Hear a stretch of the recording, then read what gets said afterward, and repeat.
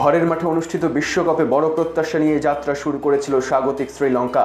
তবে টুর্নামেন্টের শুরু থেকে ছন্দহীন পারফরমেন্সের খেসারত দিতে হলো লঙ্কানদের। গ্রুপ পর্বে জিম্বাবুয়ের কাছে অপ্রত্যাশিত হার, এরপর অস্ট্রেলিয়াকে হারিয়ে কিছুটা আশা জাগালেও সুপার 8-এ এসে সে আশা টিকিয়ে রাখতে পারেনি পাথম নিসানকা কুসাল মেন্ডিসের দল। সুপার 8 পর্বে প্রথমে ইংল্যান্ডের কাছে পরাজয়ের পর নিজেদের দ্বিতীয় ম্যাচে শ্রীলঙ্কা মুখোমুখি হয় নিউজিল্যান্ডের। টস জিতে লঙ্কানরা প্রথমে বোলিংয়ের সিদ্ধান্ত নেয় এবং শুরুটা ছিল দুর্দান্ত।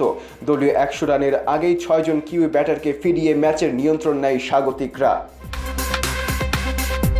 তবে ইনিংসের শেষ দিকে মিচেল স্যান্টনার এর ঝড়ো ব্যাটিংয়ে ঘুরে দাঁড়ায় নিউজিল্যান্ড। 26 বলে 47 রানের কার্যকর ইনিংসে কিউইদের সংগ্রহ দাঁড়ায় 168 রানে। শ্রীলঙ্কার হয়ে বল হাতে উজ্জ্বল ছিলেন মাহেশ থিকসানা ও ধুসমান্থ চামিরা, দুইজনেই নেন 3টি করে উইকেট।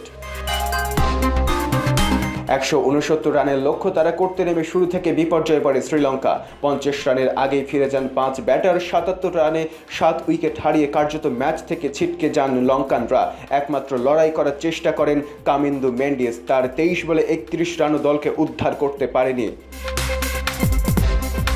নিউজিল্যান্ডের হয়ে বল হাতে দারুণ পারফরমেন্স দেখেন রাচিন রাবিন্দ্রা, একাই শিকার করেন 4টি উইকেট। শেষ পর্যন্ত নির্ধারিত 20 ওভারে শ্রীলঙ্কার ইনিংস থামে মাত্র 107 রানে। এই হারের ফলে সুপার 8 থেকে বিদায় নিশ্চিত হয়ে যায় শ্রীলঙ্কার। আগামী 28 ফেব্রুয়ারি পাকিস্তানের বিপক্ষে নিয়ম রক্ষার ম্যাচ খেলবে তারা। তবে সেই ম্যাচের ফলাফল যাই হোক না কেন, এবারের বিশ্বকাপে শ্রীলঙ্কার যাত্রা যে এখানেই শেষ তা নিশ্চিত। Saeed Ansari, the Daily field.